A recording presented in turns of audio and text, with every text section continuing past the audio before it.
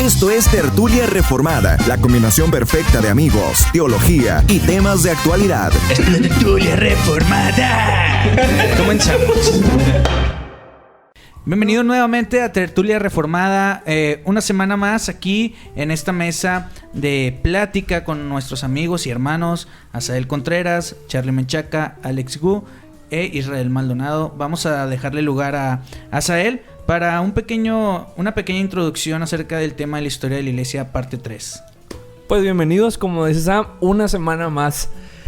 Vamos a continuar con nuestra serie de temas sobre historia de la iglesia. Son temas muy interesantes, son temas muy relevantes actualmente, porque estamos viendo que las cosas que pasaban en la iglesia primitiva se siguen repitiendo a lo largo de toda la historia, incluso ahora. Y la gente dice, esto es nuevo, nadie ha dicho nunca nada de esto, cuando mismo Salomón nos dice en Eclesiastés, no hay nada nuevo bajo el sol, ¿verdad? Entonces vamos a comenzar. La semana pasada estuvimos hablando de algunas de las persecuciones más importantes del primer siglo y del segundo siglo. Sin embargo, nos faltó una que también es muy importante.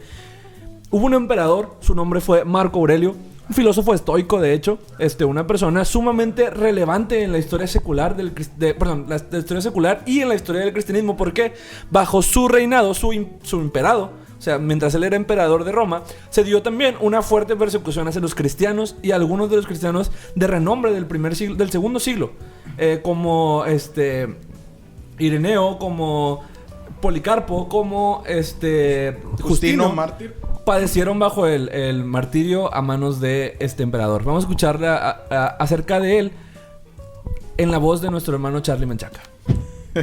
Bueno, vamos a empezar con Marco Aurelio. Y me gustaría introducir, porque aquí vamos a hablar también sobre algunas persecuciones, ¿verdad? Hebreos 11:38 dice, de los cuales el mundo no era digno. Es un texto que la verdad me edifica mucho y lo encuentro muy precioso al mencionar ante los mártires, ¿verdad? Aproximadamente comenzó en el año 161. Como decías, él era un hombre que le decían culto, ¿verdad? Que disfrutaba de poesías y todo. Pero, por ejemplo, en el libro de los mártires, él decían que él era muy cruel a la vez. Y todos acaban de onda, oye, pero ¿por qué? ¿Por qué esto sí? ¿Por qué no? Ahora, fíjense, él tiene unos escritos que son meditaciones, ¿sí? Y algo bien curioso que decía, alababa a los cristianos al decir que eran almas que no abandonaban el cuerpo, que abandonaban el cuerpo cuando era necesario. Pero también les decían, los acusaba de no usar la razón y ser tercos. O sea, primero como que te alababa, y luego te dejaba caer como que un garrote, ¿verdad? Y órale. Pero en ese momento, él decía que se dejaba llevar mucho por la razón y era su alarde. Pero cuando había catástrofes, él clamaba a los dioses, ¿sí? Y decía, no, por favor, ayúdenos, etcétera, ¿no? Entonces nos damos cuenta que no usaba mucho la razón, ¿verdad? O digamos que lo usaba a su conciencia o a su conveniencia. Así que eso no importaba lo que hacía. Pero marcaron persecuciones. Y aquí quiero entrar un poquito más en esto. Fíjense que había una viuda que tenía 7 hijos, ¿sí? Entonces en aquellos tiempos la iglesia acostumbraba a las viudas darles trabajo en la iglesia, etcétera. Pero cuando a ellos los acusaron de que eran cristianos, lo llevaron, ¿verdad? Y lo iban a juzgar. Entonces ella dijo, viva te venceré. Y si me matas, en mi propia muerte te venceré todavía mejor. Entonces, y cuando dijeron, bueno, sabes que tú vas a morir. Entonces a sus 7 hijos le preguntaron, ¿y ustedes? Y él decía, los animaba, por favor, ustedes no vayan a negar la fe, ustedes no vayan a abandonar a Cristo, etcétera. Y los mataron. Y hay otro martirio, que fue el de Justino Mártir. Él tenía unos debates con un filósofo Crescente. Primero lo empezó a retar en un debate y Justino lo hizo garras, ¿sí? Para esto Justino era un buen apologista de la iglesia cristiana, ¿verdad? Entonces él decía ver a los paganos que los cristianos realmente no eran malos, ayudaban al gobierno, etcétera, hacía sus apologéticas. Entonces en el primer debate hizo garras a este filósofo. Se enojó y buscaba cómo destruirlo, en pocas palabras. Y hubo otro segundo debate donde también le ganó, y es donde ya lo acusaron, empezó a decir mentiras este filósofo, y entonces lo acusó. Ahora, a Justino Mártir tenía sus discípulos y también los juzgaron. ¿Y cuál fue el final de ellos? Los azotaron y luego los decapitaron. Fíjense que en el libro de los mártires de John Fox me llama mucho la atención porque en la persecución, que fue la cuarta de Marco Aurelio, hubo muchos mártires, por ejemplo Metródoro, Felicitate, que es la viuda que acabo de hablar.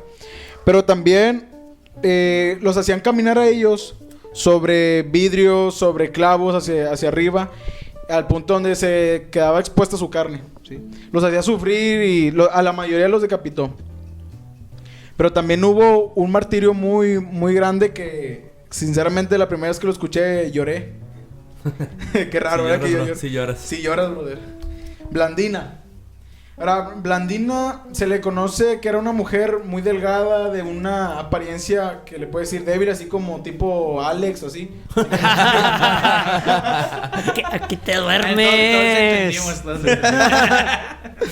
Pero algo que sobresalió, destacó de ella, es que era muy fuerte en su fe. Como Alex. Como Alex, por supuesto.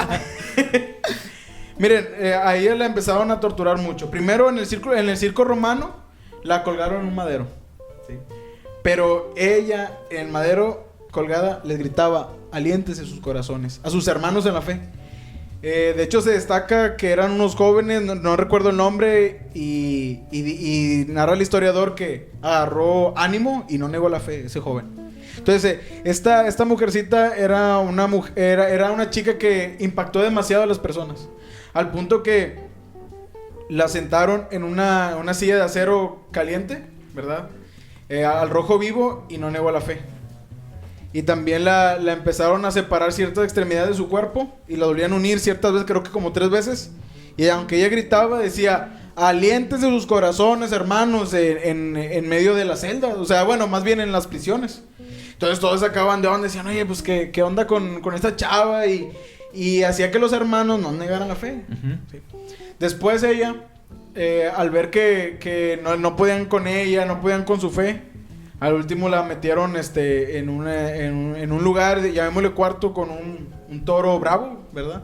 Y le empezó a hacer daño y la perforó por todas partes y murió ella, ¿verdad? Al ver que no podía. Entonces, marcó mucho la historia. También en el tiempo de Marco Aurelio fue lo que comentaba Asa, de Policarpo. ¿Fue en ese tiempo?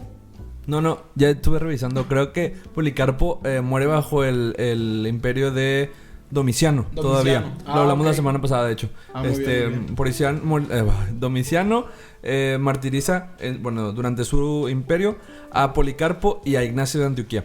Ah, muy bien. Ahí te Hasta encargo, bro. Marco Aurelio entra hasta el año 121 después de Cristo. Y algo que me gustaría mencionar sobre la postura estoica de Marco Aurelio. Marco Aurelio es un filósofo muy reconocido en la historia de la filosofía, porque él escribe en los soliloquios o en las meditaciones de él, Sí. toda su filosofía estoica, que tiende hacia la purificación del alma, hacia el ascetismo. Incluso una cita de él dice: Dios es el fundamento primero de todo lo que existe. Es la razón mundial en que se diluye toda conciencia individual después de la muerte del cuerpo. Entonces, de hecho, el estoicismo tuvo mucha influencia en el cristianismo de los primeros siglos. Eso es importante notar, no de una manera correcta. O sea, porque sabemos que la Biblia nos muestra la fuente única de la verdad. Sin embargo, muchos de cristianos se empaparon en algo o les roció un poquito la filosofía estoica y movieron algo de estoicismo por ahí. Aunque Marco Aurelio, como decía Charlie, los defendía y todo, decía que los cristianos es un estándar de vida correcto. Sin embargo, bajo su imperio, pues fueron perseguidos fieramente, muy cruelmente. Sí, muy cruelmente. Y podemos decir eso. Ahora, también en ese tiempo es cuando se empezaron las famosas catacumbas. Ajá. Donde se empezaban a reunir la iglesia debajo en las tumbas, y ahí hacían sus reuniones, oraban, etcétera. De hecho, hay una novela muy buena que se llama El mártir de las catacumbas, basado en ciertos relatos. Anónima. Ujú. Anónima. Encontrada en un barco. Sí. Está buenísima, se la recomiendo. Y en ese tiempo, obviamente a los muertos los ponían en nichos, pero era algo bien, bien impactante. Porque se cuenta que cuando abrían los nichos, a veces el cuerpo estaba en ese mismo, pero la cabeza estaba en un lado, sus piernas en otro lado. ¿Por qué? Al sufrir el martirio, la persecución, quedaban así sus cuerpos. Entonces así a los difuntos los ponían en los nichos. Y había algo bien, bien impresionante que decía lo siguiente en los nichos. Por ejemplo, dice: aquí yace Marcia, puesta a reposar en un sueño de paz. Lorenzo a su más dulce hijo, llevado por los ángeles, victorioso en paz y en Cristo.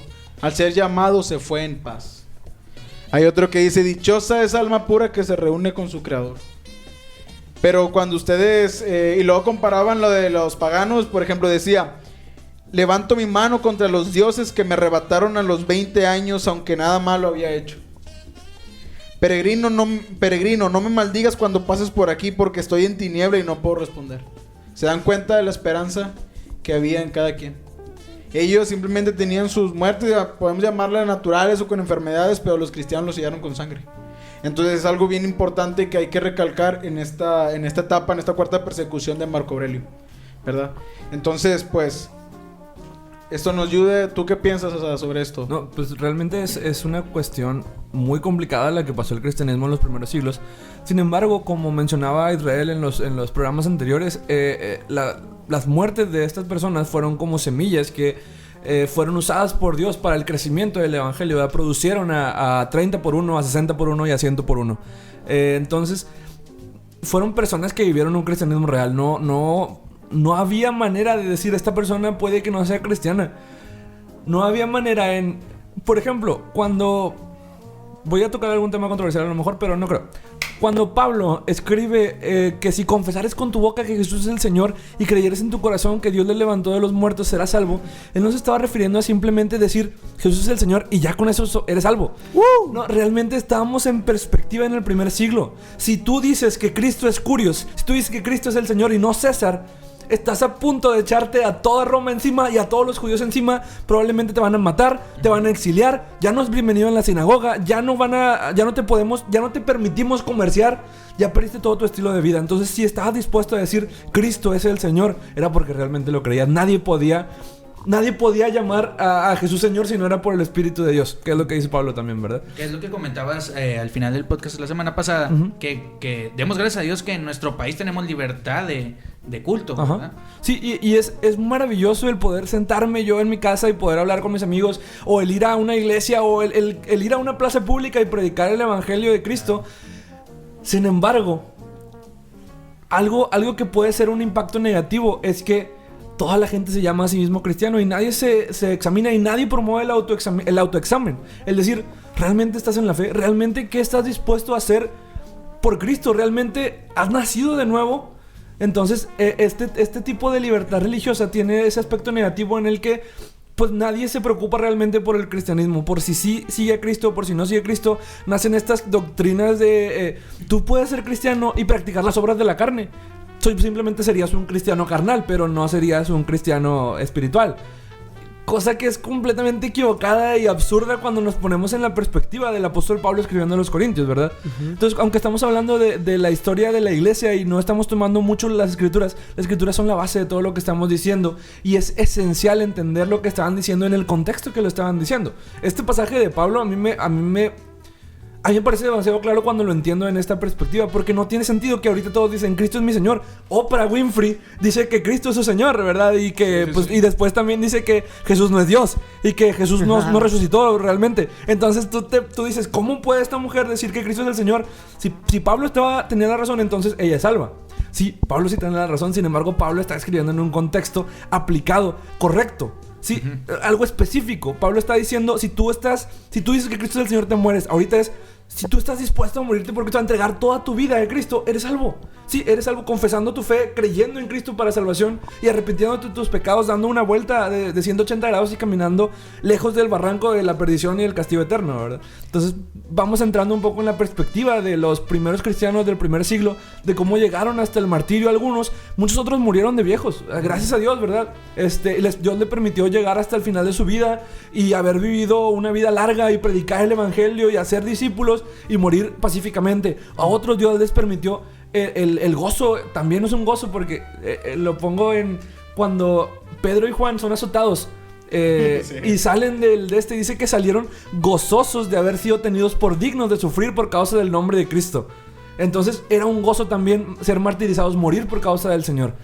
Entonces, ya hablando de estas persecuciones del primer siglo, vamos a ir dejándolas un poquito, no de lado, sino vamos a pasar a otros temas dentro del mismo siglo que fueron sumamente dañinos ya dentro de la iglesia, que fueron las herejías del primer siglo.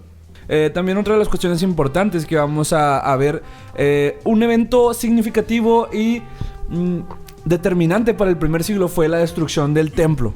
Esto sucedió en el año 70 bajo el mando del emperador Tito, perdón, del general Tito, era general de los ejércitos de Roma.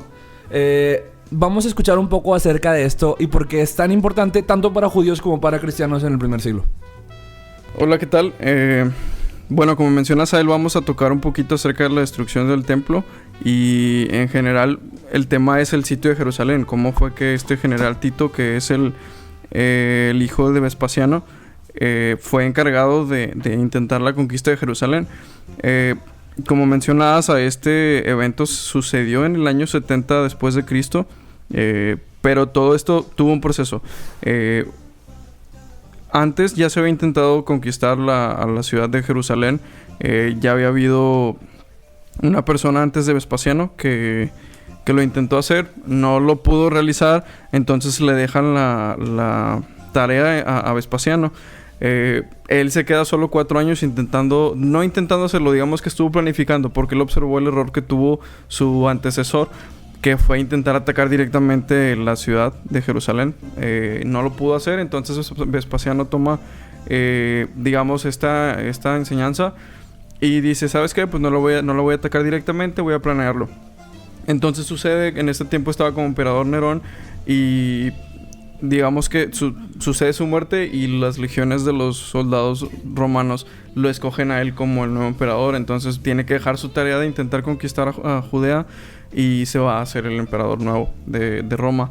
Entonces al momento de irse, pues no quiere dejar la tarea, digamos, descuidada y se la encarga a su hijo primogénito, que es Tito. Entonces, digamos, ya la tarea recae en él y se propone, pues, realizarlo. Para esto, Tito lleva una planeación. Tiene a su mando 4 legiones, que son la Legión Quinta Macedónica, la 10ª Fretensis, la 15ª Apolinares y la 12ª Fulminata. En total, más o menos, eran unos 60,000 nombres entre legionarios, jinetes, tropas auxiliares, ingenieros y otro personal que estaba en valla de ayuda. Realmente era demasiada la fuerza, pero también así era, digamos, un desafío muy grande el poder conquistar la ciudad de Judea por las fortalezas que presentaba la ciudad de Jerusalén en su, digamos, la ciudad estaba demasiado protegida, principalmente con 3 murallas que eran casi impenetrables por la forma en la que estaba, digamos, su geografía, vaya, o lo que había alrededor, el desierto, la poca vegetación, etcétera. Entonces era muy difícil.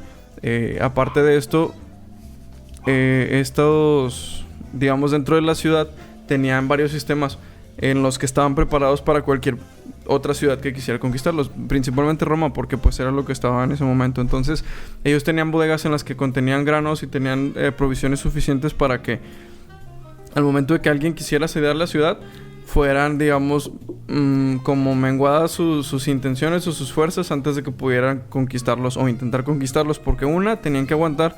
Si ellos planificaban asediar la ciudad y evitar que hubiera transacción de provisiones, pero no sabían que Jerusalén tenía sus provisiones dentro, entonces era muy probable que se cansaran más rápido antes de que pudieran atacar la ciudad y a lo mejor ya no iban a tener la fuerza de atacarlo, aparte con la fuerza que tenía Jerusalén en su interior, con las defensas de las murallas y todo esto. Entonces, dentro de, digamos, que las tácticas que emplea Tito, pues es asediar primero la ciudad, pero dentro de ese asedio, pues lo que él intenta hacer, pues es atacar. Dentro de sus tácticas, aparte de evitar el tránsito de mercancías, el tránsito de provisiones, él intentó, digamos, que hacer que se rindieran, porque sabían que la fuerza de Roma era demasiada, pero pues querían evitarse luchar, entonces le intentan hacer que se rindan, pero estos no aceptan. Dentro de la ciudad de Jerusalén, pues en ese momento había varias personas que eran como los líderes, por así decirlo, del área de los sacerdotes, así como de los celotes, que eran prácticamente judíos, que eran más ortodoxos, que no tenían nada de simpatía, por así decirlo, con los judíos que se hacían al cristianismo, y eran más arcaicos en sus conocimientos y eran más violentos. Entonces ellos eran los principales que estaban negándose a que aceptaran algún tipo de tratado de rendición. Entonces lo que hace Tito es ir y sitia la ciudad. Y digamos, ellos tenían toda la intención, ya habían estado hartos durante el tiempo que intentaron conquistar Jerusalén, no lo logran. Entonces lo que hacen es sitiarla, la sitian durante 5 meses aproximadamente. Para esto, dentro de, digamos, junto a Tito, estaba un historiador que hemos mencionado ya, que se llama Flavio Josefo. Él tiene un libro que se llama La Guerra de los Judíos, que detalla, digamos, menciona o habla muy detalladamente acerca de cómo fue todo este proceso del sitio de Jerusalén hasta llegar a la destrucción del templo. Entonces llega Tito, despliega sus tropas y despliega pues su maquinaria. Vaya, tenían todo preparado para ir a conquistar ciudades o conquistar murallas, destruirlas, etcétera. Dentro de esto se dice que era tal la cantidad de armamento y de equipo que utilizaron, que los bosques que estaban cercanos, cerca de un radio de 20-25 kilómetros, fueron talados completamente para utilizar esta madera para poder armar lo que iban a ocupar para intentar conquistar la ciudad. Entonces los judíos, digamos, no estaban intentando resistirse, no estaban intentando atacar. Una vez lo intentaron, pero digamos que había tropas de élite dentro de los romanos que eran, digamos, los podían rechazar muy fácilmente. Los romanos estaban completamente preparados para la guerra. Entonces ese tipo de salidas como para intentar intimidar a los que estaban intentando atacar pues no funcionaban. Entonces lo que hacen los romanos es intentar abrir las murallas. Tenían balistas que eran como unos artefactos que constaban de un tronco de un árbol afilado, y que lo tenían en unos tipo carros con los que estaban golpeando constantemente las murallas para intentar quebrarlas. Entonces lo que ellos hacen es intentar atacar la tercera muralla, que es la más exterior. En este caso era el área donde vivía la gente más pobre, la gente, por así decirlo, raza. Entonces digamos que logran penetrarla y empiezan a atacar la ciudad. La ciudad pues no estaba totalmente protegida porque eran gente que digamos no valía la pena, por así decirlo. La mayor gente o la gente más importante estaba en las murallas dentro. Llegan y empiezan a matar judíos. Lo que ellos hacen para intentar provocar una rendición de parte del resto de Jerusalén es tomar. Tito lo que hizo fue otorgar un permiso a sus adeptos, por así, bueno, a sus sirvientes o sus soldados, de decirles, ¿sabes qué? Crucifiquen a 500 judíos al día, para que la gente vea que lo que les espera si no se rinden. Pero pues los judíos nunca se dieron ante este tipo de amenazas, por así decirlo. Se dice que era tanto el asesinato de judíos que en realidad ya no había ni siquiera espacio para poner las cruces donde los crucificaban, y a lo mejor ni siquiera de poner los cuerpos. Entonces entran a la ciudad, empiezan la destrucción, toman la tercera muralla y empiezan a avanzar así conforme va pasando el tiempo. Cuando llegan aproximadamente dentro del segundo año, está el templo que fue reforzado durante la estadía de Herodes el Grande, que digamos él propicia que se hagan refuerzos en las murallas, que se refuerce el templo, así como se cree un palacio que él tiene en una fortaleza que se llama Masada. ¿Sí se llama Masada? Uh-huh. Que es donde vivía él, tenía palacios, tenía sus residencias, ahí es donde vivía su familia. Entonces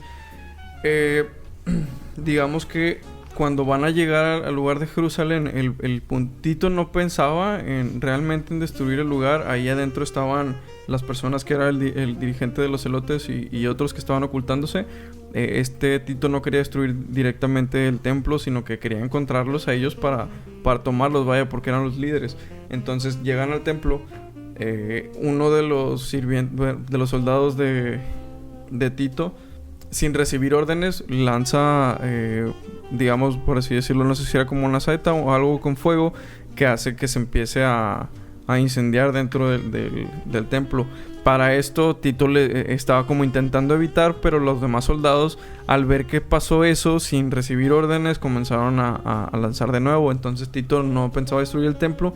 Por parte de esa falta de comunicación provoca que se empiece a incendiar. Eso junto a otras construcciones que estaban alrededor.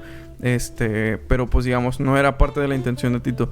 Entonces dentro de esto hay digamos ahí se encontraba este líder de los celotes que se termina yendo al palacio que había construido Herodes y se mantiene ahí. Entonces dentro del último año, ya el tercero, llega a Tito hacia donde está ese lugar alto que le llaman la ciudad alta, que es donde se encontraban refugiados tanto este líder de los celotes como otro líder, no recuerdo cómo se llamaba.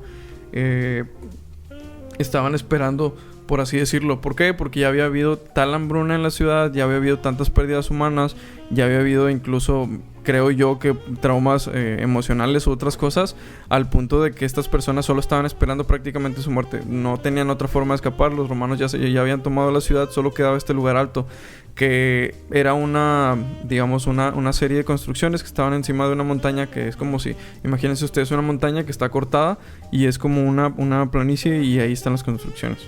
Entonces, había solo dos formas de acceder a este lugar, que era uno que le llamaban el Camino de la Serpiente, que era unas carreteras por las que solo pasaba algún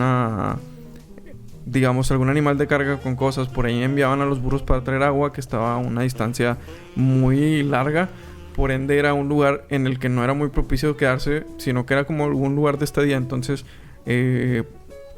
digamos que se fueron a refugiar ahí. Solo había este acceso al Camino de la Serpiente y otro lado que estaba cerca de una torre, que era un área muy vertical por la cual pues iba a ser muy imposible subir, porque aparte estaba protegida. Se dice que había cerca de unas 900 personas que estaban dentro de la ciudad cuando llegan el resto de los soldados romanos,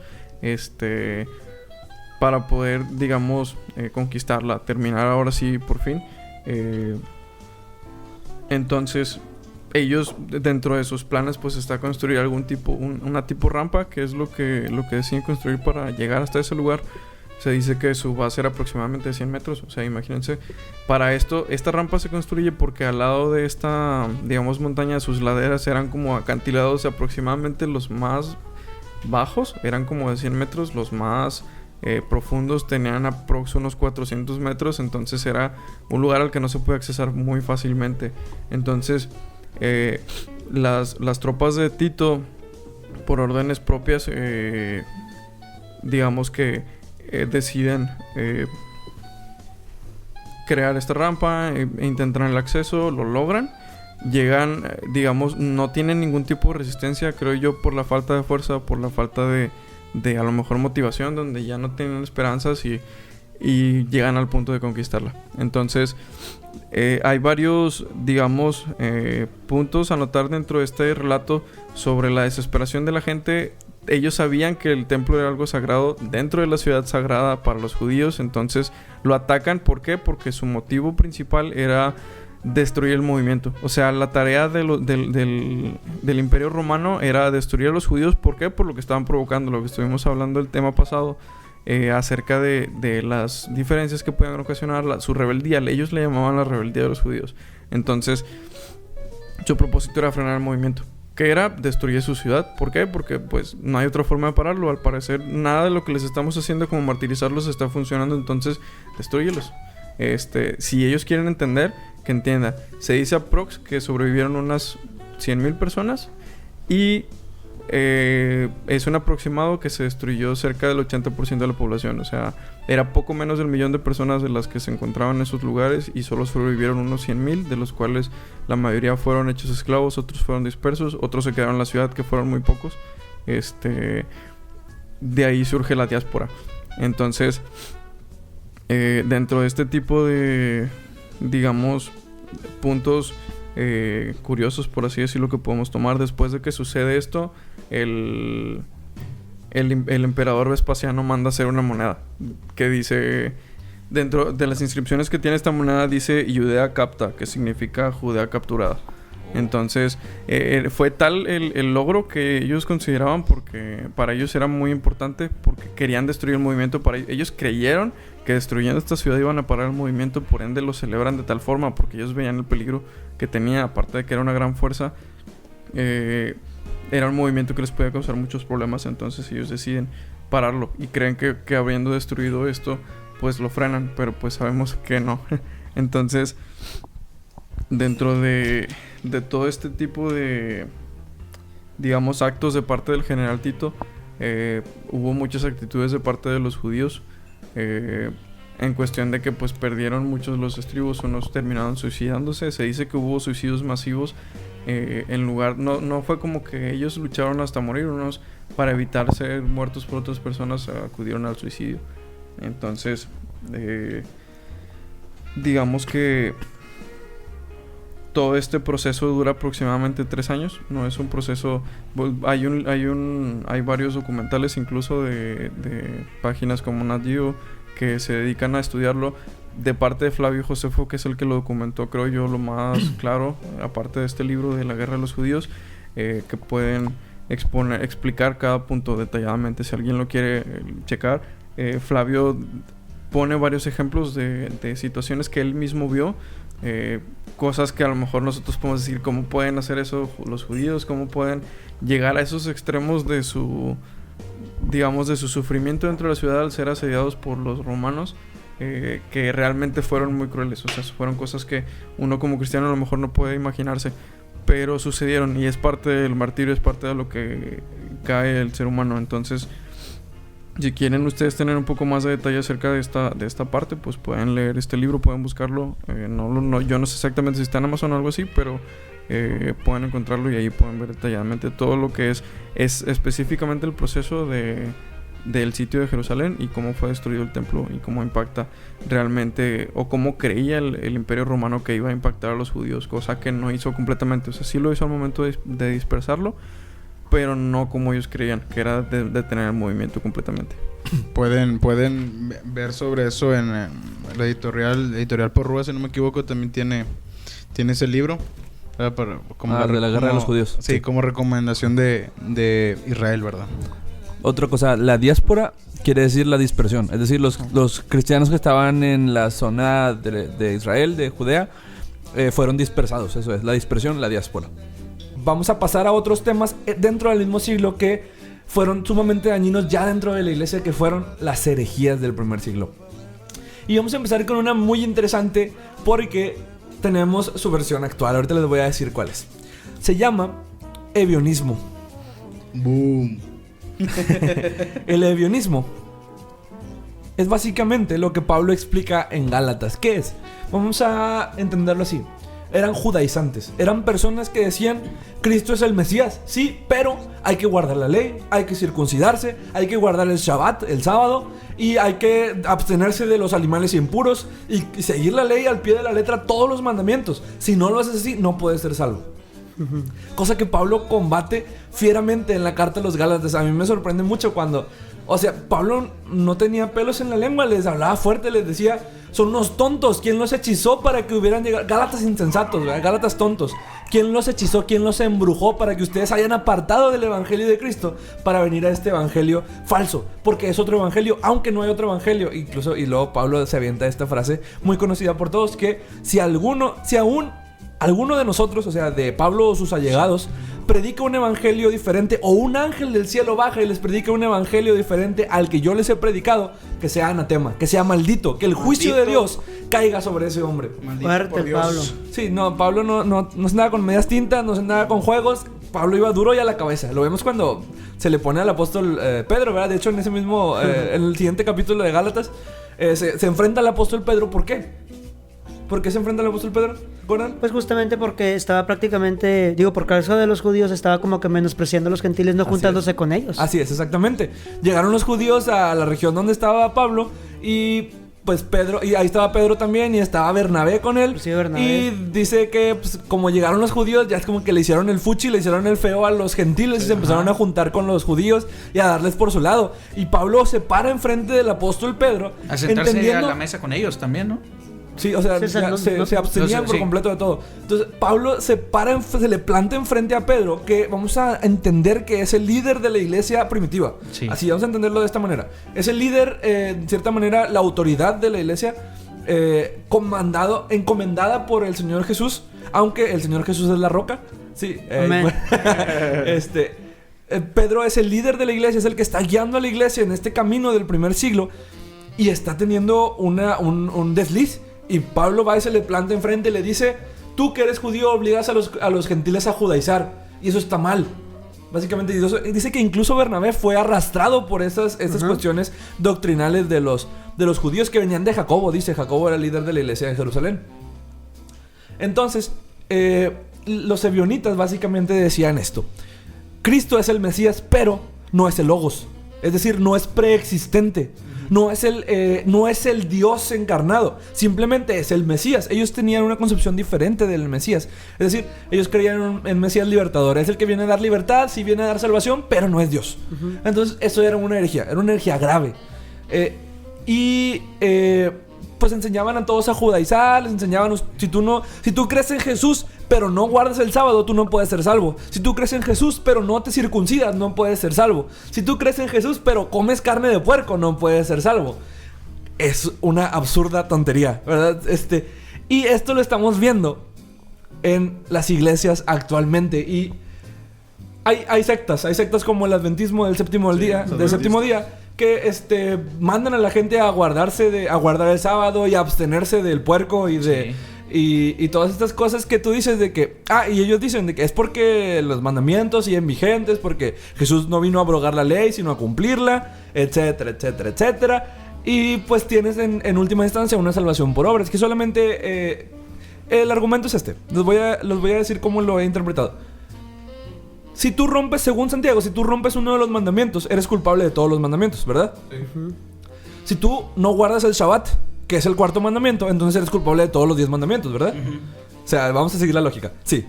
Entonces, si tú no guardas todos los mandamientos durante toda tu vida, eso quiere decir que el Espíritu Santo no está en ti, porque el Espíritu Santo te llevaría a guardar la ley de Dios. Por lo tanto, tú no eres salvo si no guardas el sábado. Ya me morí. Sí, la mayoría estamos fritos, ¿verdad? La mayoría de nosotros estamos fritos bajo esos estándares. Sin embargo, Jesucristo vino a romper la maldición del yugo de la ley. Ya no estamos esclavizados a la ley. Ahora guardamos la ley en el sentido moral de ella. Sí, creemos que es correcto no blasfemar el nombre de Dios y que no vamos a adulterar y que no debemos decir falso testimonio de nuestro prójimo. E incluso guardamos un día de reposo, que en nuestro caso es el domingo, porque Pablo nos explica, Jesús nos explica, y el escritor de Hebreos nos explican que el reposo es Cristo. Así es. Sí, que Cristo es el reposo, es nuestro último reposo, y va a haber todavía un reposo más a donde vamos a entrar, donde se va a cumplir finalmente el propósito del día de reposo, y que el día de reposo fue puesto por causa del hombre y no el hombre por causa del día de reposo. O sea, es para que nosotros lo disfrutemos básicamente y para que adoremos a Dios, para que nos reunamos con la iglesia visible, con la iglesia local, para adorar el nombre de Dios en congregación. Que eso es un tema importante que cuando hablemos del día de reposo yo quiero tocar, porque también se menosprecia mucho últimamente, pero es otro tema. Es interesante. Entonces, lo que menciona Calvino, pero lo vamos a ver más adelante. Ok. Solamente dijo que después. Pero entonces, el ebionismo está en nuestras iglesias ahora. Los judaizantes están en nuestras iglesias ahora. Sí. Y tenemos a una horda de pentecostalismo, ¿cómo le llamaría yo? Mesiánico. Con su bandera de... Y no estoy diciendo en contra del pentecostalismo, pero yo no he visto este fenómeno en las iglesias ni bautistas, ni presbiterianas, ni anglicanas, ni luteranas, ni... o sea, lo he visto en el pentecostalismo. El pentecostalismo llegó cierta idea de que pues los judíos son... bueno, tiene que ver con el dispensacionalismo, el judío...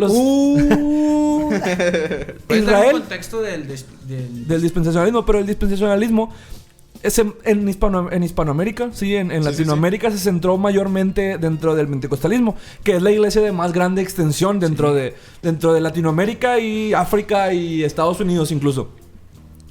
Entonces, básicamente tienes a muchos pentecostales con sus banderas de Israel, ondeándolas y diciendo Yeshua HaMashiach, Hashem, Shalom, Hashem, Elohim. O sea, las palabras en hebreo, porque tú crees que si te acercas cada vez más al pueblo elegido de Dios, tú puedes ser más cercano a Dios, porque, más espiritual. Más espiritual. Y esto es un error bien grave. Es un error porque estamos menospreciando el evangelio de Cristo. Sí, y Pablo mismo lo explica. Ya no hay... que cuando hablemos de escatología tocaremos esos temas, pero Pablo mismo lo explica en la carta a los Efesios. Ya no hay dos pueblos. Ya no hay dos pueblos de Dios. No es que la iglesia haya suplantado al pueblo de Dios. Es que Cristo rompió la pared intermedia de separación y de dos pueblos hizo uno. Ese es el sentido de todo. Hay solamente un pueblo de Dios, que es la iglesia. Y Israel puede ser parte de la iglesia. Los israelitas, los judíos pueden ser parte de la iglesia si se arrepienten de sus pecados y ponen su fe en Cristo. Entonces, sin desviarnos del tema tanto, lo que yo estoy tratando de decirles es que eran judaizantes. Querían que se mantuvieran las prácticas de los judíos. Y eso estaba tanto en el primer siglo como en el segundo siglo, como en el quinto siglo, como en el siglo XXI. Ahorita lo estamos viendo en nuestras iglesias y yo no sé si ustedes tengan alguna anécdota, comentario de algo que han escuchado sobre esto. Anécdotas todos tienen, Bueno, o sea. a ver. Por ejemplo, hay algo que a mí una vez sí me llenó de rabia. Es que estaba en una iglesia y en la parte de atrás un pastor permitió que se pusiera de Cristo para las Naciones, la universidad que está aquí en Monterrey, de un profeta que venía de Israel, etcétera, y con su banderita y cosas así. Ahora, yo hace mucho, cuando tenía poco ser salvo, seguía mucho a David Diamond. Entonces él era una persona, es una persona hasta muy arrebatada, muy celoso, y al punto de que inclusive él llega a decir que la salvación se pierde por el hecho de que como fuimos, que fue injertado los gentiles, etcétera, ¿verdad? Ahora, Romanos 11. Sí, hay algunas alguna gente que lo ha investigado y dicen, o sea, es que el problema es que no hallamos tus raíces ni nada, pero bueno, él sigue diciendo que es judío. Entonces usa su kipa, el gorrito judío. Para que se parece el gorrito que nomás te cubre la parte de atrás de la cabeza. La pelona. Donde muchos donde Israel está calvo. O sea, Israel nuestro compañero, no Israel la nación. Ahí es donde se lo pone. Sí. Oye, qué similitud, ¿no? Usan las banderas, fíjense, esto es bien importante. En los congresos, inclusive juveniles, llevan sus banderas de Israel. Y empiezan así a alzarlas y a darles vuelta y vuelta. No, no están lejos. Aquí en Monterrey cada año se hace una marcha que se llama la Marcha por Jesús. Ah, sí, Y hay más oración por Israel que en realidad predicación del evangelio. Sí. Y no es que me digan de que, tú nunca has ido. Yo ando por el centro cuando son las marchas. Sí. Yo llegué a ir y me consta, llegué a ir 2 veces, brother. No, sí, y es que en ese círculo se mueve mucho. Inclusive yo llegué a conocer a una señora que se llamar Pastora, ¿verdad? Que ella, al orar por ti, te ponía el manto. Entonces el manto tenía el símbolo de Israel, la estrella de David. El estrella de David. Y la gente se dejaba llevar por tantas supersticiones y emocionalismo. Y empezaban hasta a hablar en algunos tipos de lenguas, ¿verdad? Como le llaman las personas y cosas así. Y sinceramente, fíjate, yo en esa banda todavía traía ideas. No digo que esté de todo bien en todo, pero sí te puedo decir que tenía otras ideas extrañas. Se me hizo raro, o sea, yo era súper carismático y se me hizo raro eso. O sea, imagínate a qué punto, o sea, se ve algo muy extraño. Y según hablaba en lenguas, pero repetía puras cosas de judías. Yeshua, no sé qué, Yeshua, Hamashiach, Hashem, Elohim. Sí, no salía eso, bro. Y yo, wow, o sea, es algo que ha impactado mucho a la iglesia. Y creo que algunas metodistas, ¿verdad? Sí, hay mucho carismatismo. Pero bueno, eso es lo que quiero aportar. Pero el punto es que esto está dentro de las iglesias, en las iglesias evangélicas del siglo XXI. Esta fiebre judía, vamos a llamarla así, es como una enfermedad de que te da todos los judíos, son el pueblo de Dios. Tú tienes que bendecir a Israel, tú tienes que dar dinero para que repatriar a los judíos, porque cuando los judíos regresen a Israel y construyan el templo es cuando Cristo va a venir otra vez y vamos... El arca del pacto en los púlpitos, brother. Empiezan a danzar alrededor de ella. Bueno, no es el arca del pacto, pero pues sí, para empezar. El punto de esto es que el levionismo está presente en las iglesias del siglo XXI y es algo equivocado, es algo erróneo, es algo que a todas luces de la palabra de Dios está errado y que la Biblia condena y que Pablo condena. Incluso, o sea, yo no he visto, a lo mejor ustedes saben, personas que estén llamando a la circuncisión. O sea, les digan, circunciden a sus hijos. No, pero ahorita no. Pero Pablo en la carta de los Gálatas sí había, la gente decía, tiene que circuncidarse, si no, no puede ser salvo, si no, no puede ser parte del pacto. Sí, porque había el pacto de Abraham. Acuérdense que Dios le había dicho a Abraham, tú y toda tu simiente van a tener que llevar esta señal que es la circuncisión. Entonces los que estaban engañando a los Gálatas les decían, circuncídense todos. Entonces Pablo les escribe y les dice, ojalá se mutilasen los que os perturban. ¿Qué significa eso? La traducción en lenguaje actual, sin ser grosero, la traducción en lenguaje actual dice lo siguiente: las personas que están diciendo que circunciden, mejor que se lo corten todo. O sea, Pablo estaba así de molesto. Es mejor mutílense por completo. No estén engañando a los cristianos, a las personas que realmente están creyendo en Dios y que han puesto su fe en Jesucristo. Sí, entonces, esta es la cuestión del ebionismo. Digo, el ebionismo está presente en el primer siglo. En el segundo siglo se condena como una herejía por parte de Ireneo. Ireneo de León escribe una carta en contra del ebionismo, o unos escritos en contra del ebionismo, y lo ataca más fieramente y dice: esto es una herejía presente en las iglesias y tienen que ser erradicadas de raíz. Entonces, las herejías siempre han existido, y de hecho lo dice el apóstol Pablo mismo cuando habla que a Timoteo, creo que es que en los posteriores tiempos muchos apostatarán de la fe, de la sana doctrina, siguiendo doctrinas de demonios, y mandarán que no se coma ciertos alimentos y que no se casen. Sí. Y que también dice que van a decir o predicar puros cuentos, dice. Ajá, fábulas, sí. Fábulas. Pinochos. Sí, cuentos, etcétera. El punto es que Pablo ya lo había dicho, y pasó en el primer siglo, y pasó en el segundo, y pasó en el quinto, y pasó en el séptimo. Después tenemos este periodo como que de estabilidad, pero estabilidad en el error. Después vamos a ver eso.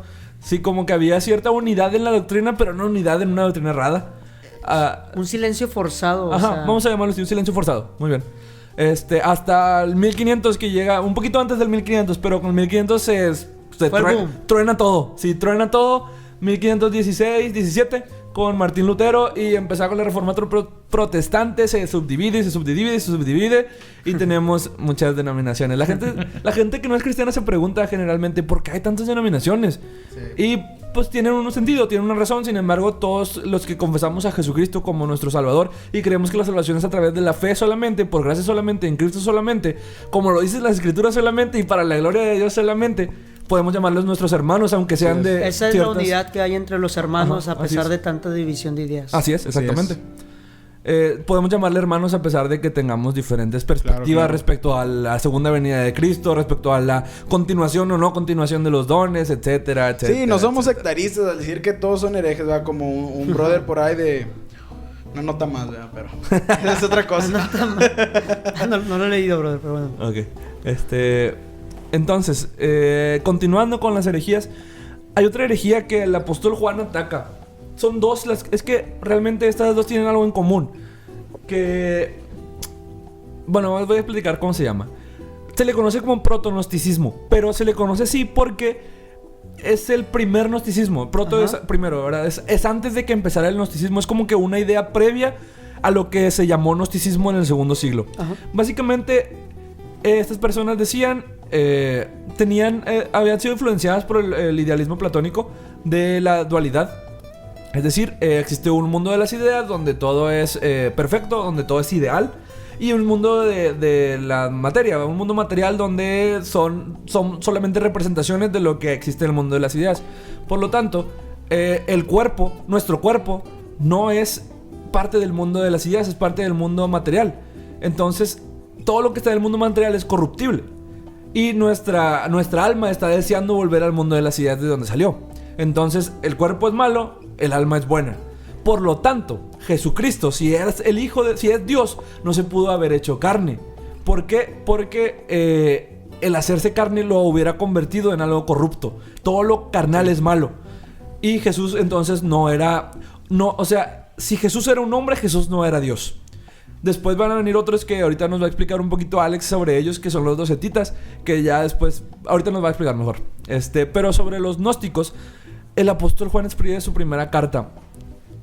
Y él, les digo, todavía no estaba presente el gnosticismo, pero ataca estas nociones protonósticas, que son las de Jesús no pudo haberse hecho carne. Y los gnósticos buscaban una sola cosa, que era el conocimiento. Ellos creían que a través del conocimiento podían alcanzar la salvación, y que Jesucristo vino a predicar el conocimiento verdadero, el conocimiento que solo Él podía revelar. A través de ese conocimiento las personas pueden ser salvas. Si no lo tienen, no pueden. Entonces era como que un conocimiento elitista que cierto tipo de mente desarrollada podía alcanzar, y si no la puedes alcanzar es porque no te ibas a salvar. Esto es lo que creían los gnósticos. El apóstol Juan empieza su carta y los ataca desde las primeras líneas. Si ustedes se acuerdan cómo empieza la primera carta de Juan, les voy a leer aquí. Dice, permítanme. Primera de Juan dice: lo que era desde el principio, ¿quién está hablando aquí? Ya está hablando de Logos, ¿verdad? Lo explica en Logos. su primera carta. En el principio era el Logos, y el Logos estaba con Dios, y el Logos era Dios. Sí. Lo que era desde el principio, lo que hemos oído, lo que hemos visto con nuestros ojos, lo que hemos contemplado y palpado en nuestras manos tocante al verbo de vida, porque la vida fue manifestada y la hemos visto, y testificamos y os anunciamos la vida eterna, la cual estaba con el Padre y se nos manifestó, la que hemos visto y oído, eso os anunciamos, para que también vosotros tengáis comunión con nosotros, y nuestra comunión verdaderamente es con el Padre y con su Hijo Jesucristo. Entonces, Juan desde los primeros versículos nos está diciendo: ese que era desde el principio, yo lo escuché con mis oídos, yo lo vi con mis ojos, yo lo toqué, lo contemplé, lo toqué con mis manos, yo me acosté en su regazo, ¿verdad? Sí. En la última cena, si se recuerdan, dice que el apóstol Juan estaba acostado en el regazo del Señor. Porque la vida fue manifestada y la vi con mis ojos, y testifico y anuncio de la vida eterna, la cual estaba con el Padre y se nos manifestó. Juan les está diciendo: no se equivoquen. No se equivoquen ni los gnósticos, ni los docetitas, ni nadie se equivoque. Yo lo vi y les estoy predicando algo que yo vi. A mí nadie me contó. Yo lo toqué al maestro. Jesús, cuando se presenta incluso ante los discípulos, que Tomás había estado en un periodo de incredulidad, les dice: mete tu mano en mi costado, en los hoyos de mis manos. O sea, realmente date cuenta de que soy yo. Come, ¿verdad? Después vemos que come. Era un hombre, era verdaderamente hombre, como después nos viene a explicar el credo de Nicea. No, el credo de Calcedonia. Verdaderamente hombre y verdaderamente Dios en el siglo IV, que después ya platicaremos un poquito de eso. Quinto. Verus homo. Verus homo, verus Deus, Verus dice Deus. en latín. Pero desde aquí ya vamos viendo que el protonosticismo está siendo atacado, o las ideas protonósticas están siendo atacadas, pero hay algo más claro respecto a esto, a este tema en el primer siglo, que Alex Gu nos va a explicar un poquito acerca de lo que es el docetismo. Era más, lo que me refiero con que era más claro es que realmente había personas que decían: yo soy docetita, y estaban metiendo ideas de docetismo dentro de la iglesia. Y eso es parte tanto de la historia cristiana como de la historia secular. Existe este término, el docetismo. Perfecto. Bueno, hablando de estos, del docetismo, cabe mencionar que a lo que nos referimos con docetismo es prácticamente a que ellos pensaban de una ilusión. Lo que tú comentabas, o sea, ellos Juan los atacó hablando sobre la corporidad, ¿es correcto decirlo? De Jesús, ya que ellos enseñaban que al Jesús que conocieron, al Jesús que vieron crucificado, era realmente una ilusión, sino que, o sea, simplemente asemejaba a ser hombre, asemejaba a ser corporal. ¿Por qué? Pues por este desglose de ideas que tú comentaste, se desglosó desde del protognosticismo, a veces se me traba la lengua.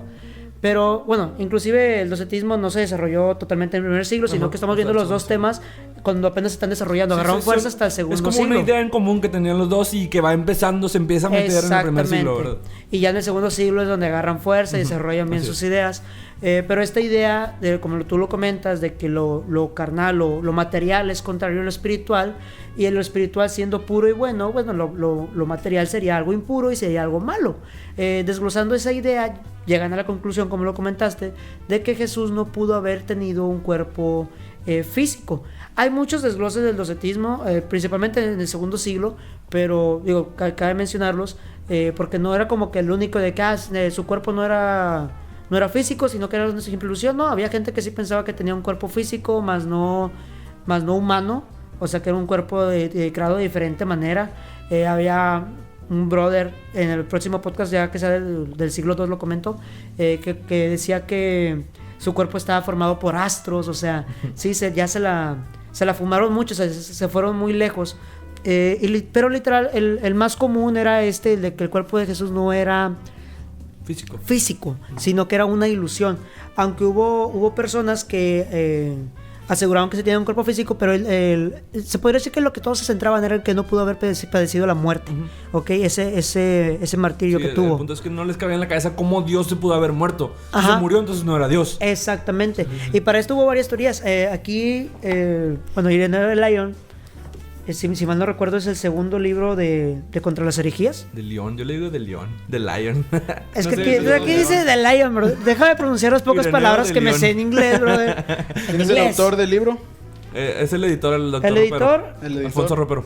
No, el editor es Ana Magdalena Trocoso. Ah, Trancos. mira, ese es del... Sí, es diferente. Ah, o sea, pero son los de Editorial son de la Clie. editorial Clie, muy buenos. Editorial Clie, patrocínanos. Me faltan 5 de los 10 o... Seguro que te amamos. De la serie de te lo Padres de juro. la Iglesia. Sí, podemos seguir hablando de estos libros. Ni nos han de escuchar, brother. Por Siguiendo favor, con el Clie. tema, un ejemplo, bueno, Ireneo de León, ok.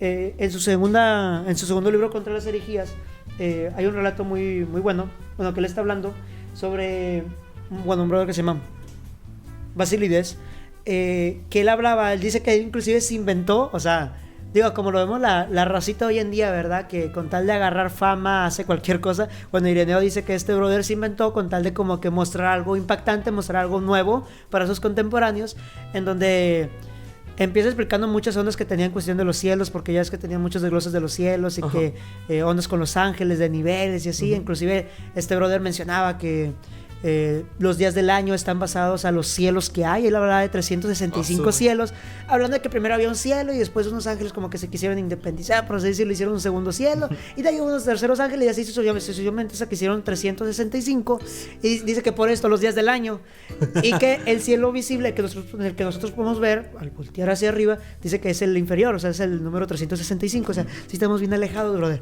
Pero a lo que voy es de que una fumada cualquiera se la avienta.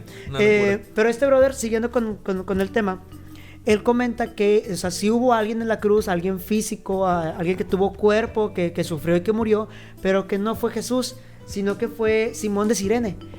Simón de Cirene fue el brother que le ayudó a cargar la cruz a Cristo cuando ya no podía por los azotes y por los golpes en la cabeza. Entonces él dice que cuando fue ese cambio, o sea, por así decirlo, que la gente no se dio cuenta de ese cambio, sino que por obra milagrosa de Cristo, o sea, lo hizo parecer a Cristo, bueno, a Jesús, y Jesús milagrosamente por sus poderes se hizo parecerse a Simón, o sea, como que cambiando de lugar, un disfraz, y que este brother, o sea, injustamente y la gente sin saber, fue al que crucificaron y fue el que murió, y que Cristo regresó con el Padre burlándose de los que le jugaron con mal. Entonces sí, o sea, está muy, muy fumado, que es justamente lo que hizo Ireneo, o sea, lo que él se inventó ya está a otro nivel y lo hizo con tal de agarrar fama, y inventándose de que hubo un cambio y toda la onda. Malintencionado. Exactamente.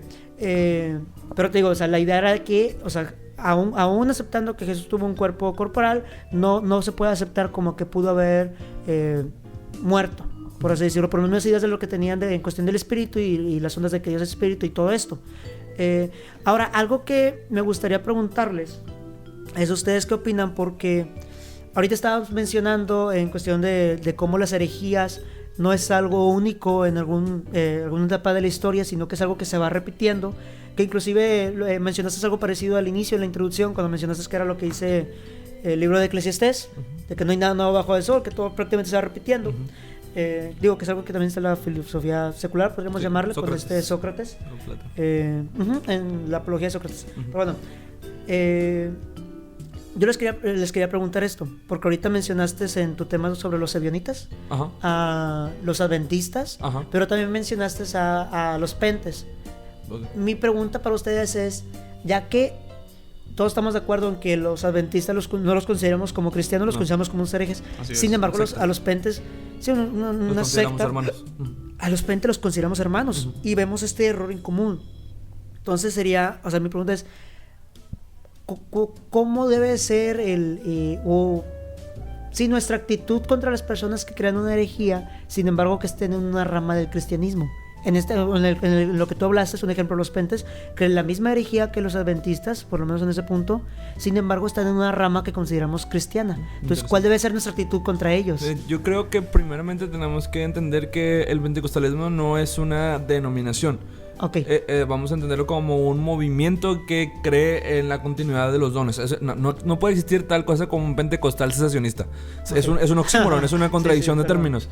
Entonces, el pentecostalismo puede estar presente en las iglesias, en las denominaciones continuistas. Tampoco. No. Ok, bueno, lo que diga, es cierto. Charlie es perro. No, yo soy sensacionista, dije. Ok, está bien. El punto es, es irrelevante. Digo, hay también muchos hermanos muy queridos por los cristianos, por muy amantes de la palabra, que han sido continuistas, ¿verdad? Ese no es el asunto todavía. Sí, no. El asunto es que hay tanta pluralidad en el movimiento que hay ciertas tendencias a errores, y que yo lo puedo considerar de parte de los maestros de esas cosas como herejías. Sin embargo, de parte de las personas que caen en esos movimientos y que lo creen, los consideraría como ignorantes, cerrados, que a final de cuentas es su carga, ¿verdad? Es una carga que van a tener que llevar. Eres ignorante de la escritura y no estudiaste y te quedaste con lo que te enseñaron, por lo tanto vas a recibir cierto castigo por eso, o no vas a recibir cierto galardón porque te apartaste de ciertas cuestiones de la fe, que era lo que hablábamos en los primeros podcasts de la apostasía. Que no es necesario negar la fe para ser apóstate, sino puedes apostatar de la sana doctrina apartándote un poco de ella. El punto es, ¿por qué no los consideramos secta y a los otros sí? Bueno, lo que les decía de las cuestiones lógicas, la conclusión lógica del adventismo del séptimo día, es que nadie puede ser salvo si no guarda el Shabbat. Si alguien me viene a decir eso, yo le digo, eres un hereje. Y de hecho no te lo dicen, ¿verdad? Nadie te viene a decir, yo soy un hereje, mírame. Claro que no, te dicen, no, tú tienes que creer en Cristo porque Jesús murió por tus pecados. Y también hay que guardar la ley porque Jesús guardó la ley y nos enseña. Sí, y guardar el cuarto mandamiento que dice, acuérdate del día de reposo para santificarlo. ¿Y sabes qué día era el día de reposo que guardó Jesús? El sábado, por lo tanto. Entonces, claro, te envuelven en su plática, en su conversación, hasta llegarte al punto de que te dicen, si no haces esto no eres salvo. Y es una cosa completamente errada, porque nada más ellos guardan el séptimo día de tal manera en la que lógicamente se infiere que solamente ellos pueden ser salvos. Entonces solamente considero secta a la persona que me dice solamente este grupo de personas pueden ser salvos, y que ese grupo no sea todos los cristianos que creen en Cristo. Cosas que vemos como con los adventistas, con los mormones, con los testigos de Jehová, donde excluyen a todo aquella persona que no... No, incluso dentro del pentecostalismo hay una rama que se conoce como los apostólicos. No sé si los conoces. También, sí. Que se los llama los solo Jesús, que ellos dicen no hay Trinidad, sino solamente es Jesús. También y tú tienes que bautizarte en el nombre de Jesús para ser salvo, para perdón del pecado. Nadie que no se bautice en el nombre de Jesús puede ser salvo. Solamente ellos se bautizan en el nombre de Jesús, solamente ellos son salvos. Secta. Sí, caímos en el sectarismo. Entonces, la cuestión de las sectas, del sectarismo, tiene que ver con solamente este grupo, esta élite se salva, aunque sean cierto tipo, solamente las personas que vendan todas sus posesiones materiales se salvan. Bueno, eso sería el sectarismo. La Biblia nos dice que solamente las personas que creen en Cristo se salvan. Eso es lo único que podríamos aceptar. Entonces, tú puedes tener el sistema doctrinal que tú creas o el que tú consideres, pero si eso le aumenta al evangelio o le quita al evangelio, estamos ante una herejía. Entonces, estas cuestiones las cuestiones judías en el pentecostalismo son más cuestiones de práctica y de adoración, que claro, son graves, no es considerarlo como cualquier cosa o algo sin importancia, algo que no es tan importante como el punto central del evangelio. Claro que son importantes, sin embargo, no podríamos llegar a considerarlas de la misma manera que los adventistas, porque los adventistas me dicen, nada más yo me salvo. Podemos ver entonces errores en las doctrinas, pero de distintos niveles, donde puede ser algo que afecte obviamente en tu vida espiritual, obviamente, o en tu vida práctica. Sí, o sea, en tu vida práctica, en tu vida espiritual te va a afectar al final de los tiempos, pero hay otras donde literal no podemos perdonar porque tocan lo que es el centro del evangelio. Así o sea, es, exactamente. Atacan sí, eso es lo que dice Pablo. Sea anatema cualquiera que te predique un evangelio diferente, aunque sea un poquito diferente, aunque sea cree en Cristo para salvación y arrepiéntete de tus pecados y salta con el pie derecho 2 veces, esa es herejía, ¿verdad? O sea, claro, si le agregamos poquito cualquier cosa, ya deja de ser el evangelio. Inclusive así como lo planteaste, fue lo que comentaste hace rato y era un comentario que quería decir. Cuando tú dices de los adventistas, cómo te lo plantean, de que no, si te dicen que tienes que creer en Jesús y así, toda la onda. Y sí es cierto, así es como te llegan, igual los testigos, igual los mormones, te llegan todo así. O sea, algo que tenemos que tener muy en cuenta y por qué la gente tiene que estar precavida, por qué la gente tiene que estar informada. O sea, meterse a estudiar la escritura es porque los falsos profetas, las falsas organizaciones, según ellos cristianos, no van a llegar diciéndote, mira, tenemos un evangelio nuevo, mira, nosotros no creemos en Cristo. Bueno, los mormones sí llegan diciendo... Bueno, pero también hay... Bueno, eso sí, pero ellos hablan de que Cristo vino para acá y así, meten a la persona. A lo que voy es de que no te llegan diciendo soy un hereje. Soy un hereje, mi doctrina está mal, mi doctrina es distinta al cristianismo histórico. No, sino que te lo llegan disfrazando como, no, sí, Cristo y esto y el otro, pero hay que agregarle esto y esto. Sí, claro. Pero tienes que creer, tienes que formar parte de nuestro grupo. Sí, incluso- Eso es por lo cual es importante tanto el estudiar la historia de la iglesia, porque como ya lo mencionamos, las herejías no son nuevas, sino que son repetitivas. O sea, lo que la gente piensa que ahorita le está pegando el cristianismo es algo que realmente ya pasó antes. Y que Pasó pega... desde el primer siglo. Exactamente, y que realmente pega, ¿por qué? Porque la gente no se va a estudiar su historia. Exactamente, La ese es el gente no asunto. sabe lo que ya Sí, vivimos. hay una frase muy común en la historia que es... el que no conoce la historia está condenado a repetirla. A repetirla, Claro. exactamente. Entonces, simplemente buscando sobre estas herejías y viendo cómo se refiriéndome a... ¿Cómo se trataron? Ajá. Sí, cómo se trataron, la respuesta que se dieron, es con lo que te ahorrarías de muchos problemas. Pero bueno, sabemos que la gente es así y la historia ha sido así, se ha ido repitiendo y sí, es prácticamente esto.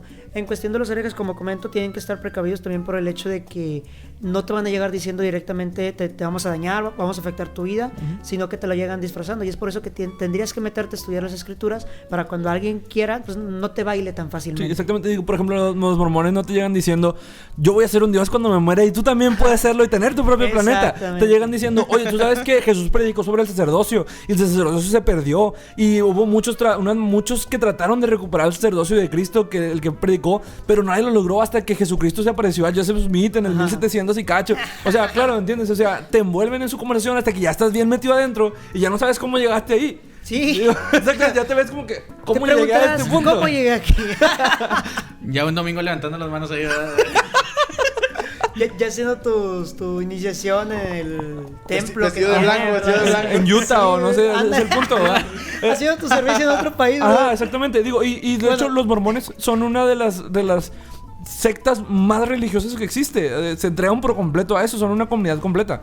Lo que yo quería comentar es de que también como llega un momento en donde la gente es tan adoctrinada que si llegas con ciertos temas como estos, que dices, oye, bueno, esta herejía ya se repitió hace tanto tiempo, se resolvió de esta manera, te dices, no puede ser porque mi pastor me está diciendo que es de esta manera y yo le creo a mi pastor. Sí, sí, Y sí. ya está tan adoctrinada Sí, que... Las falacias ad verecundiam, ¿verdad? Las de autoridad. De Ajá. que porque él es una autoridad en la materia. Él lo dice, por lo tanto tiene que No, ser y verdad. luego te dicen, el que haga tropezar a alguno de mis pequeños. Y Sí, claro, se usa cierta manipulación emocional e intelectual para meterte a estas cuestiones. Y este es el asunto, por ejemplo, ahora salió el apóstol, entre comillas, Jonathan Mesa, que está predicando sobre nuestra Madre Espíritu Santo y sobre la muerte física, la muerte, ¿cómo dice? La muerte espiritual de Cristo. Eso no es nada nuevo, no tiene nada de nuevo. Claro que ahorita está sonando mucho por el alcance de las redes sociales, Claro. pero ya se combatió y se combatió y se combatió en los primeros siglos y en los segundos y en los terceros y en los quintos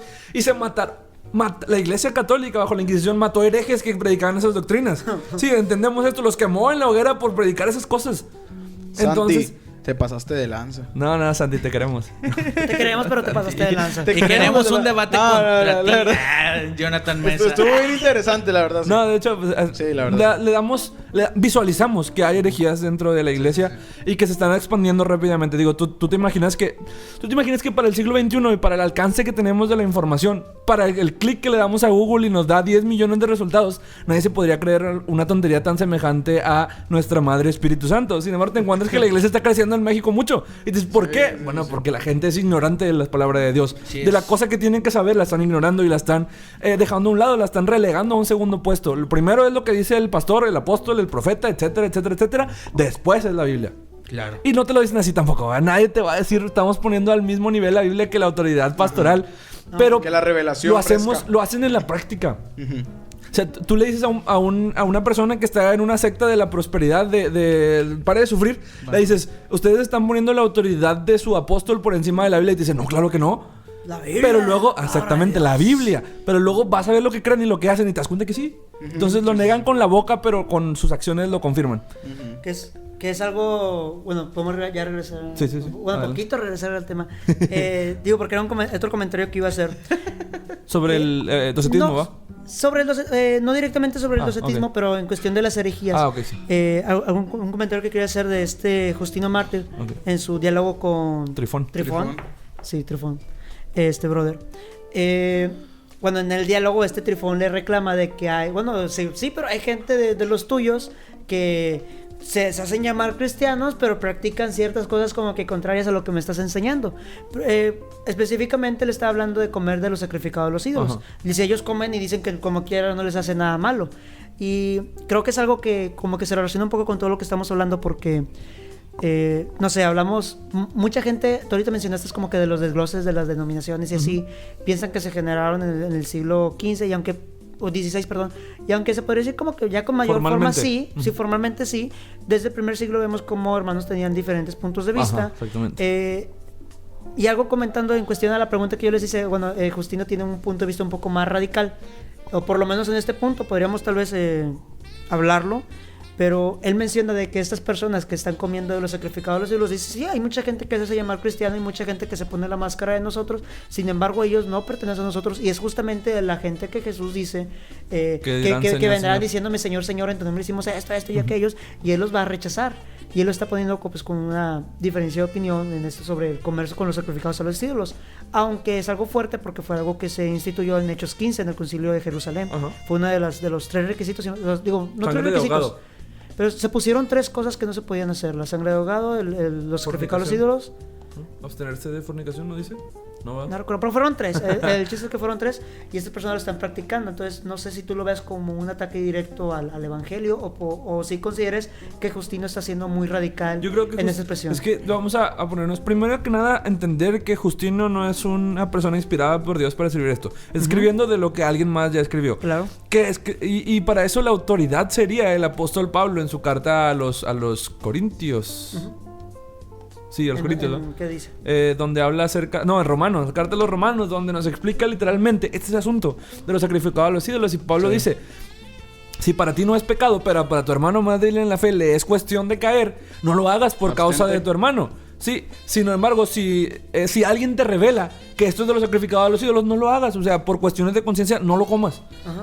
Pero no lo está poniendo en un nivel de condenación. Ajá. Justino, yo me imagino que en su contexto está hablando con... Precisamente está debatiendo con un judío. Con un judío que realmente sabe que es aborrecible delante de Dios el comer de los sacrificados a los ídolos, porque eso es lo que dice la ley. Ajá. Sí. Entonces, él le dice que le quiere llegar por ese lado y le está metiendo esa como que espinita de que mira, aquí ves que todo es falso porque esto, que es completamente irrelevante, está pasando. Y Justino le dice, no. O sea, si lo están haciendo de mala forma... O sea, si lo están haciendo es porque no son de los nuestros. Si es más radical. Incluso conocemos pastores en nuestro tiempo que son muy radicales con estas cuestiones, de que te llegan a decir, si tú bailas en alguna cuestión, ya no puedes decir que eres cristiano, porque los cristianos no bailan. Sabemos que es un error. Cierta ropa. O si usas cierta ropa no puedes ser cristiano. Sabemos que es un error y que son cuestiones contextuales. En nuestro contexto no hay cosas sacrificadas a los ídolos. O al menos no que sepamos, no que ¿verdad? sepamos, ¿verdad? O sea, no sé si te llegaron alguna vez a decir que comer pan de muerto era comer de los sacrificados a los ídolos. Sí. No estuve tan metido en esas iglesias como ustedes, sí. Pero sí se escuchaba, ¿verdad? Comer pan de muerto es comer de los sacrificados a los ídolos. Cuando pues lo venden en HB y no se lo sacrifican a nadie, ¿verdad? O sea, entonces... Dijo Pablo, hombre, los... ¿qué son? No son nada. En pocas palabras, los ídolos dice, pues nada. Exactamente. Entonces, el punto de esto es que es claro que Justino era radical porque su contexto le mandaba a llevar este tipo de radicalizaciones. Ajá. Y de hecho no es tan radical como otros lo fueron, claro, ¿verdad? Claro. Como por decir, creo que los testigos de Jehová pues no saludan a la bandera. Ándale. No cantan el himno. Tampoco. No celebran su cumpleaños, ¿no? No sé. Pero 2 semanas después hacen fiestas sin motivo alguno. Y bailan. Y toman. No bailan. No bailan. No, jueguitos. Bueno. ¿Cómo debe ser? El punto es que tenemos a Justino Mártir y a Ireneo de León en un contexto muy diferente al nuestro. Y aunque son las mismas herejías, tenemos que entender que la cultura era diferente en aquellos tiempos. Lo que yo les decía ahorita de... Si una persona empezaba a enseñarse sobre la Madre Espíritu Santo, se enteraban los que estaban en esa ciudad, y si él mandaba cartas a algunas de otras ciudades. Pero aquí con un debate que tuvo Jonathan Mesa con Santiago Alarcón de ¿cómo se llama? Rincón Apologético. Lo vieron miles de personas en varios países de Latinoamérica. Entonces te das cuenta de que la perspectiva ha cambiado, la cultura ha cambiado, los tiempos han cambiado. Entonces sí tenemos que ser radicales en algunas cosas, pero ya no vivimos en este tiempo donde se nos da comida sacrificada a los ídolos y son cuestiones muy presentes en la iglesia, los sacrificados a los ídolos. Ya no tenemos a nadie que nos diga, yo ya no soy cristiano porque esos cristianos comen de los sacrificados a los ídolos, ¿verdad? Ya no existe eso. Ahora tenemos otras cuestiones, ¿verdad? A lo mejor. De hecho, decían que los sacrificados a los ídolos también decían que cuando era la fiesta de la Guadalupana, man. A mí me llegaron a decir, no comas. El bolo. Sí, El bolo. El bolo, los tamales. Oye, no comas. Cuando levantan el niño. Exactamente, porque era ofrecido a la Virgen. Decía, no sé, yo me acuerdo. Están muy buenos los tamales. Claro. Yo creo que entonces yo también le reiría porque vivo por dulces al levantamiento del niño. Una cosa. Le das un beso al niño. Por un Ferrero Rocher. Fino. Se lo ves al vagabundo de la esquina, ¿verdad? En el Sí, pie. pero yo pensaba así, perdóname, señora. Orabas, lo bendecías y luego ya te lo comías. No, el punto es, volviendo a ya para concluir con estas cuestiones de las herejías tempranas del primer siglo, vamos a ver que se combatieron con fuerza porque no se podía permitir comprometer la genuinidad, la pureza de lo que era el evangelio, de lo que era el punto central, lo que decíamos, de que lo que yo les digo, o sea, realmente crees en Cristo para salvación, vas bien. De repente de tus pecados, vas muy bien. Saltas en 2 pies para ser salvo, o sea, con el pie derecho, ya es agregarle al evangelio. Parece ridículo, pero cualquier cosa, por más pequeña que sea, que le agreguemos al evangelio, ya estamos comprometiendo su veracidad. Ya estamos comprometiendo lo que Pablo dijo que era el evangelio verdadero, lo que Jesús anunció como el evangelio verdadero, y que, o sea, lo que Pablo dijo, que si alguien más, incluso un ángel que bajara en este momento del cielo a predicarnos que saltemos en un pie para ser salvos, sea anatema, sea maldito. Que sea maldito por Dios, ¿verdad? Básicamente tiene que ver eso.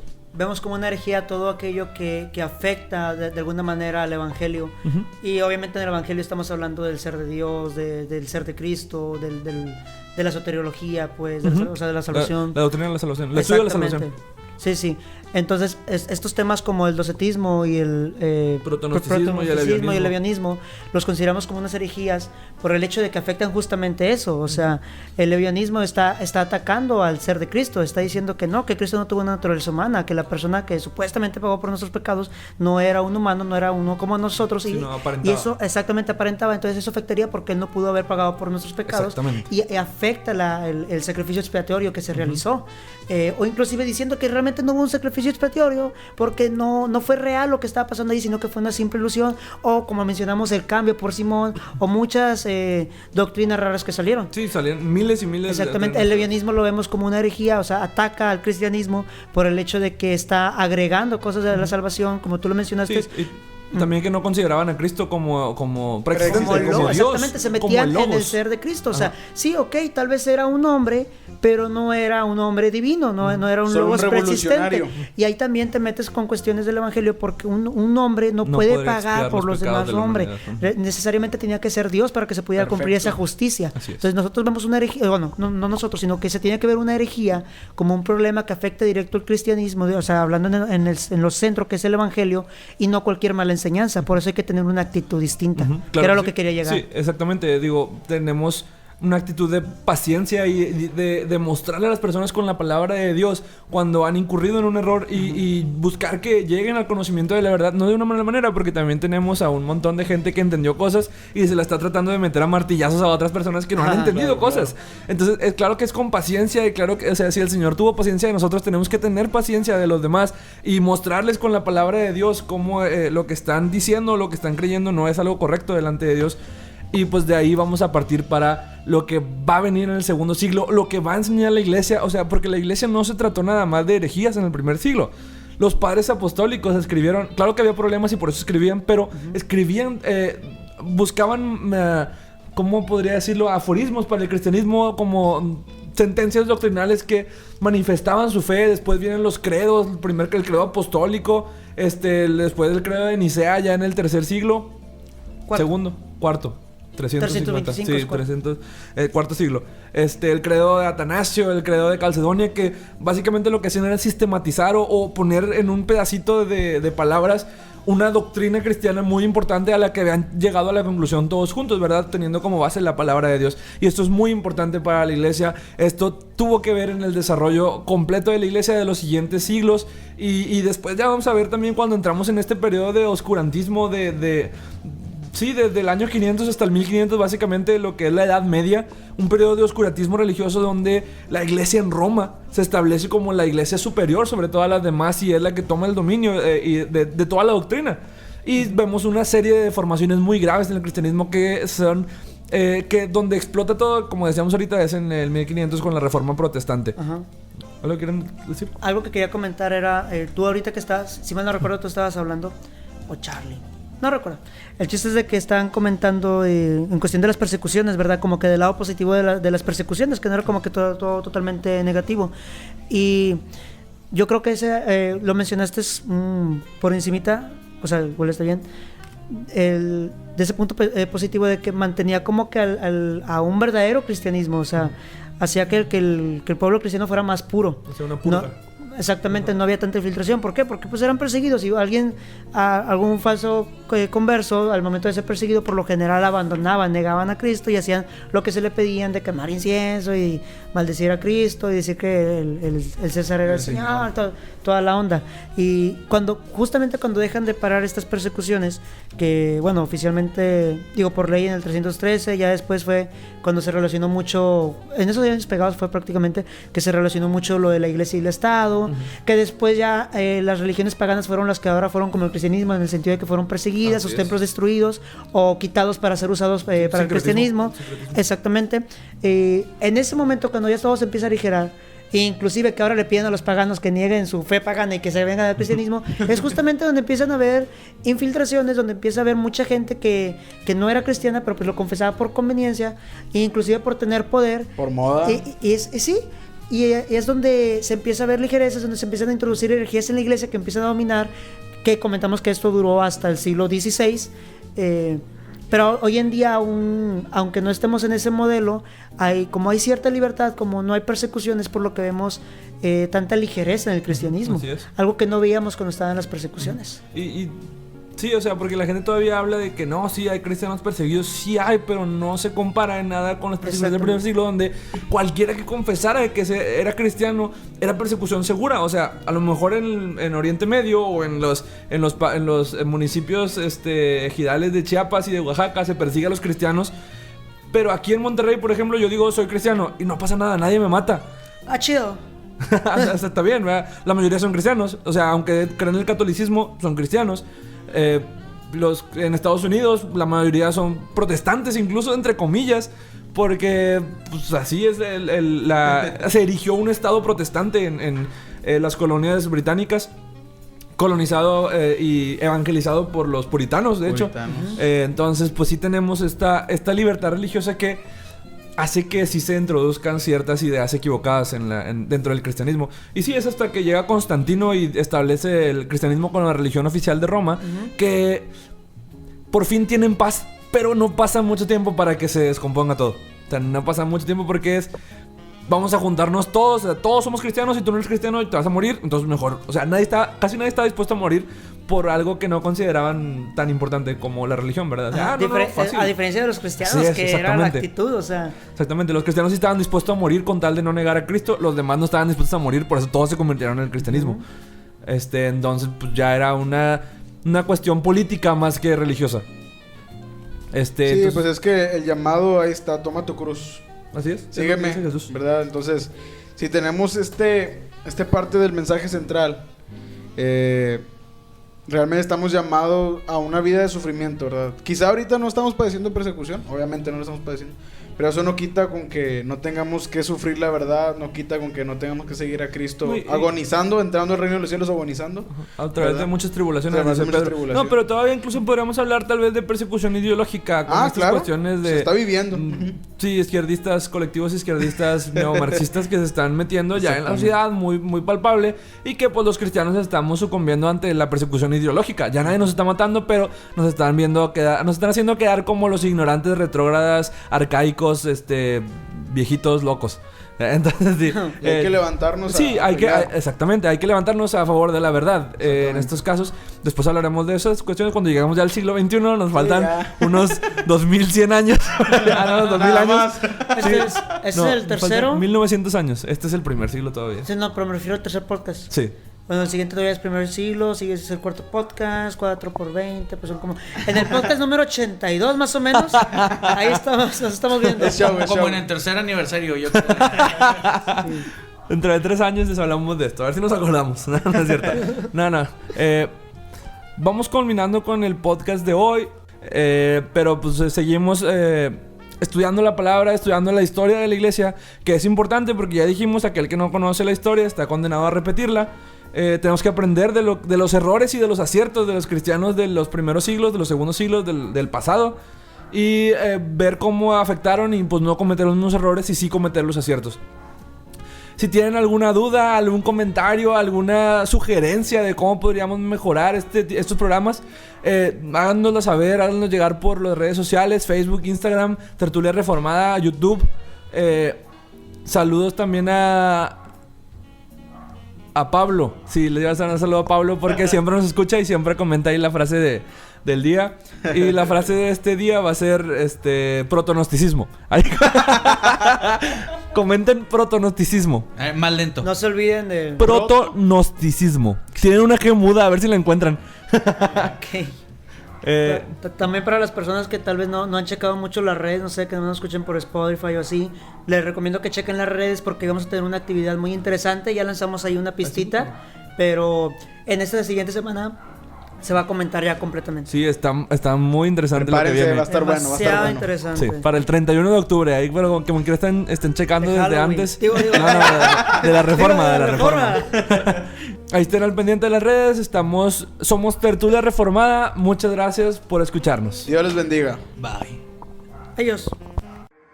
Eso fue Tertulia Reformada. Síguenos en nuestras redes sociales y no te pierdas nuestro episodio semanal. Tertulia Reformada. Todos los derechos quedan reservados. Tertulia Reformada 2019.